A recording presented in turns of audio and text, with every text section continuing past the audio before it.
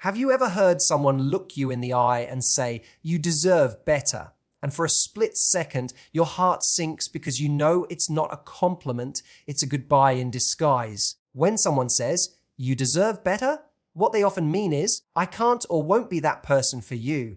It's not really about what you deserve, it's about what they're capable of giving. We like to romanticize this phrase as if it's noble, as if they're doing us a favor. But truthfully, it's often the moment they've emotionally checked out. They've already rehearsed the breakup in their head. They've already started detaching. That line is their way of easing the guilt. But here's the thing. When you hear "you deserve better," don't argue with it. Don't try to convince them otherwise. Because maybe they're right. Not in the way they mean it, but in the way that you do deserve better. Someone who doesn't need to convince themselves to stay. Someone who chooses you without conditions, without hesitation, without that half-in, half-out energy. The danger is that we take "you deserve better" as an invitation to prove we're worth staying for. We start performing. We start trying harder. But love shouldn't be an audition. It should be a choice made freely by two people who actually want to be there. So when they say, "You deserve better," don't hear rejection, hear revelation. They're revealing their limits, not your worth. They're showing you the ceiling of what they can give. And it's your job not to lower your needs, just to fit under it. Let them go. Not because you're giving up, not because you're making room for someone who never makes you question whether you deserve them.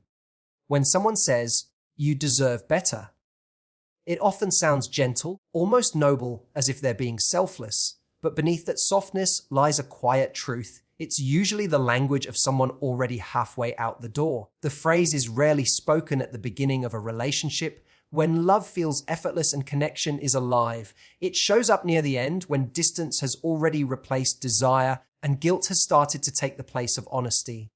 "You deserve better" is the emotional exit sign for someone who can't bring themselves to say, "I'm done." It's not meant to flatter you, though it sounds like it should. It's a way of easing the discomfort of leaving. By telling you that you deserve more, they position themselves as the considerate one, the person who's thinking about your happiness, not their own. But the truth is, they're not saying it because they believe you're extraordinary. They're saying it because they know they're not willing to rise to the level of what the relationship requires.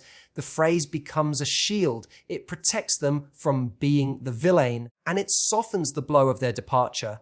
People rarely admit, "I can't love you the way you need me to." It's too raw, too exposing. "You deserve better" is a gentler translation of that truth. It suggests care, but what it really offers is closure on their terms. It gives them permission to leave without confronting the full emotional reality of their choice.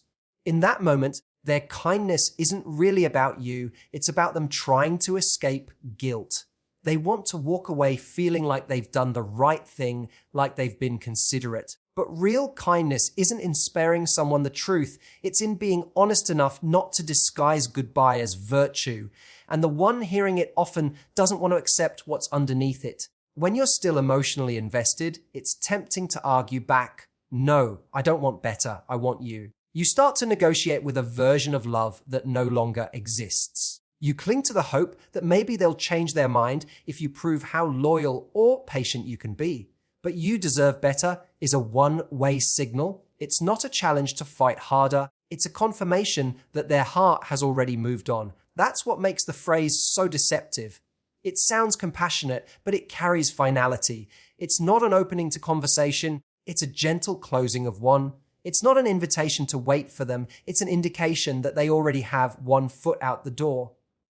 When someone truly wants to be with you, they don't talk about what you deserve. They show it. They don't narrate their inadequacy. They step up to meet your needs. So when you hear those words, listen not to the kindness in their tone, but to the truth in their absence of commitment. "You deserve better" is not flattery. It's a farewell wearing the mask of empathy. When someone says, "You deserve better," it's easy to take those words personally, to hear them as a quiet judgment of your worth. But what that phrase really exposes has little to do with you at all. It reflects their capacity, not your value. It's a statement about their emotional limits, their fears, and their inability or unwillingness to give what a healthy relationship requires. They might say it as if they're being humble or self-aware, but in truth, it often comes from a place of inadequacy. It's their way of admitting that they can't meet you where you are without having to directly confess it. Every relationship has a rhythm, a flow between giving and receiving.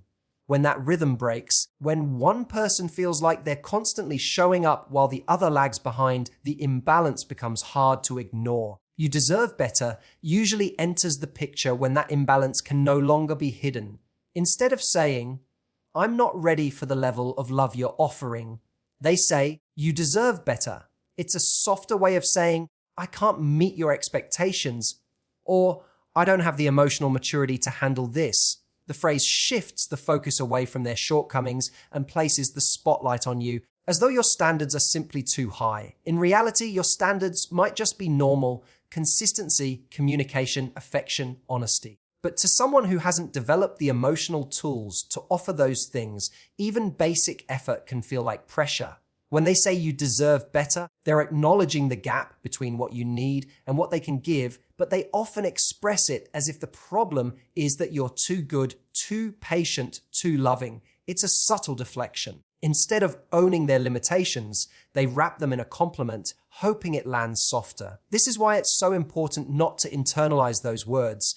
If you take them as an evaluation of your worth, you might start to question yourself. You might wonder if you were asking for too much, if maybe you should have been more understanding, more flexible, more forgiving.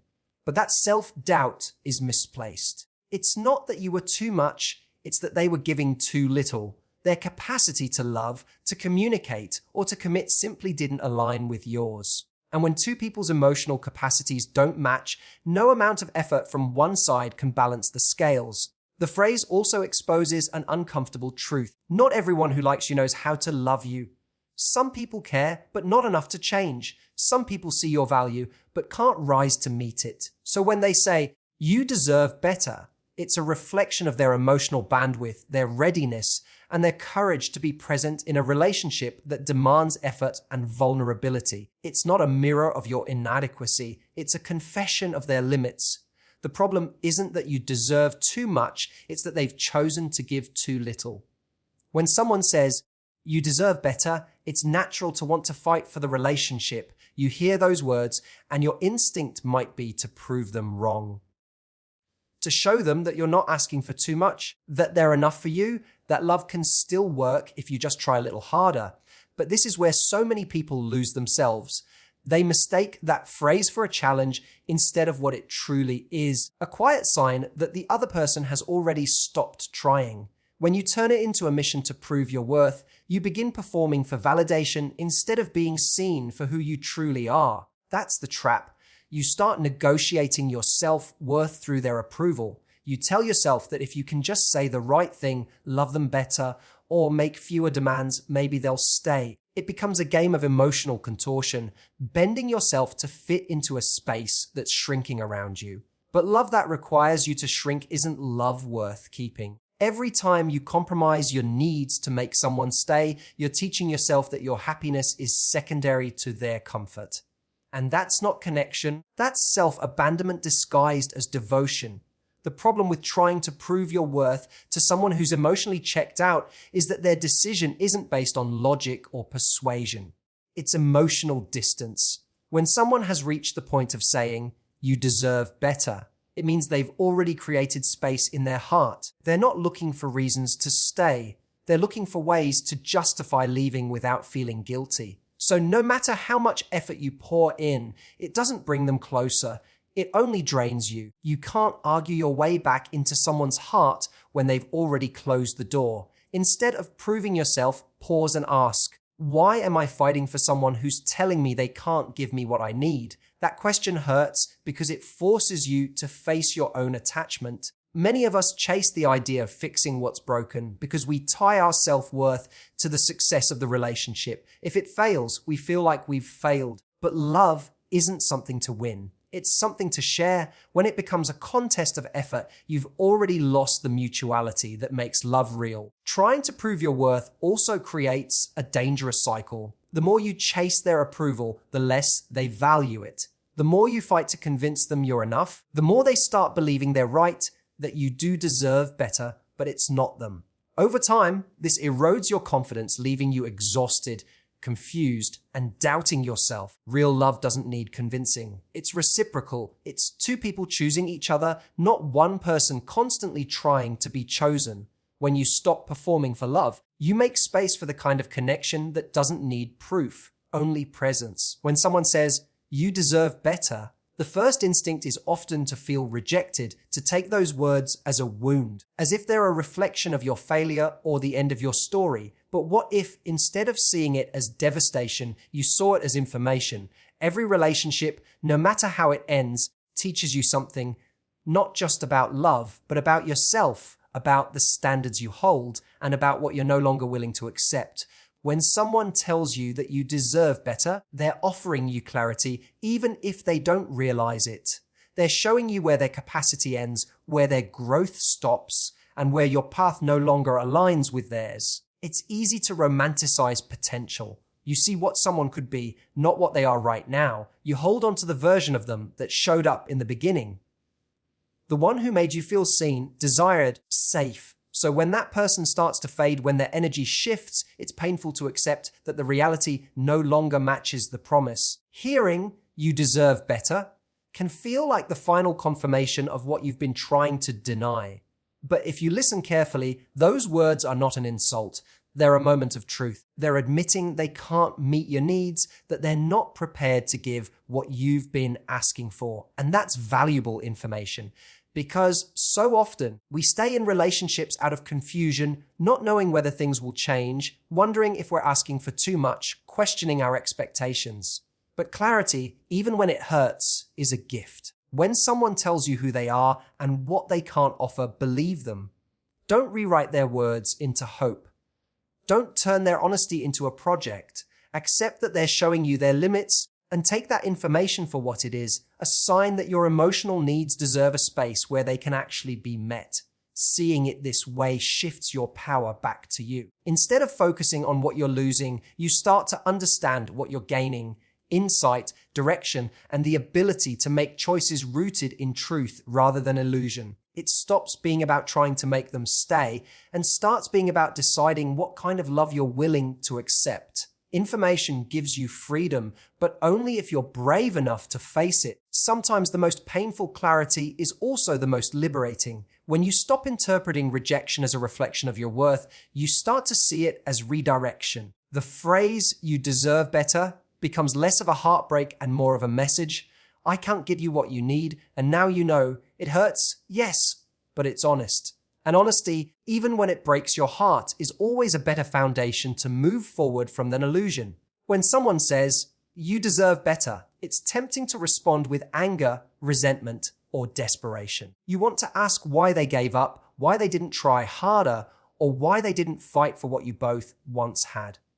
But walking away with grace doesn't mean you're weak. It means you understand that sometimes dignity is more powerful than persuasion. Grace is the ability to leave a situation without letting it define your worth or poison your peace. It's the quiet strength of knowing that not every ending needs to be dramatic. Some just need to be accepted. Letting go gracefully starts with accepting that closure isn't always something another person gives you. It's something you create for yourself. When someone tells you that you deserve better, they've already drawn a boundary, whether intentionally or not. You can either fight against that wall or recognize it as a sign that your energy is better spent elsewhere. Grace is not about pretending you're unaffected. It's about choosing not to chase clarity from someone who's already made their decision. It's realizing that their inability to love you the way you need is not an invitation for you to stay and wait until they learn how. Walking away in resentment keeps you tied to them. It keeps you replaying conversations, rereading messages, and wondering what you could have done differently. It's a cycle that feeds your pain and delays your healing. But when you leave with grace, you stop needing explanations that won't change the outcome. You understand that no apology or reasoning can undo the emotional distance that's already formed. Grace gives you peace where confusion once lived. It's the inner decision to stop asking for validation from someone who couldn't see your value when it mattered. Grace also means forgiving them, not because they deserve forgiveness, but because you deserve freedom. Carrying bitterness only weighs you down and keeps your heart closed to new love. Forgiveness doesn't excuse what happened, it just means you're no longer allowing that pain to control your present. The moment you decide to release it, you reclaim your power. You stop being the person waiting for someone else's approval and start being the person who knows their worth doesn't depend on anyone staying. Walking away with grace doesn't mean you stop caring. It means you start caring about yourself more. You accept that love should never require begging or convincing. The right person will never make you feel like you're too much to love or too hard to keep. Grace allows you to leave the story with your head held high, knowing you gave what you could, loved as best as you knew how, and now it's time to make space for someone who chooses you fully. Because the truth is, the love that's meant for you won't require translation. It will recognize you, match you, and never ask you to settle for less. When someone tells you you deserve better, it can feel like the world tilts for a moment. You stand there caught between the person you love and the truth you don't want to face. But as hard as it is to hear, that sentence often marks the beginning of your freedom. It's the moment you're invited, sometimes unwillingly, to step out of a story that was never going to give you what you truly need. It's not a loss of love, it's a redirection towards something real. Because the truth is, love isn't proven in words, it's proven in consistency. The person who truly belongs in your life will never make you feel like you have to earn their presence. They won't hand you compliments as a cushion for their absence. They'll show up, stay steady, and match your energy. They'll see your worth without needing to leave to recognize it. So when someone says, "You deserve better," don't hear it as rejection, hear it as release. They're freeing you to find the kind of connection that doesn't come with excuses or half commitments. They're giving you a truth that might sting today, but will one day feel like relief. Let it guide you, not break you. Let it teach you that love isn't something to chase, it's something to receive freely, without condition, without hesitation. You don't need to fight for someone to see your worth. You just need to stop standing in places where it's overlooked. The end of one story doesn't mean the end of your ability to love. It's the beginning of loving yourself more deeply, more fiercely, and more intentionally than ever before. So walk away with grace, leave with your dignity intact, and your heart open to what's next. The right person won't tell you that you deserve better. They'll simply be better. Thank you for listening, for opening your heart, and for remembering that even in the hardest goodbyes, there's a quiet kind of growth waiting underneath. If you take one thing from this, let it be this: you are not hard to love, you just haven't been loved in the right way yet.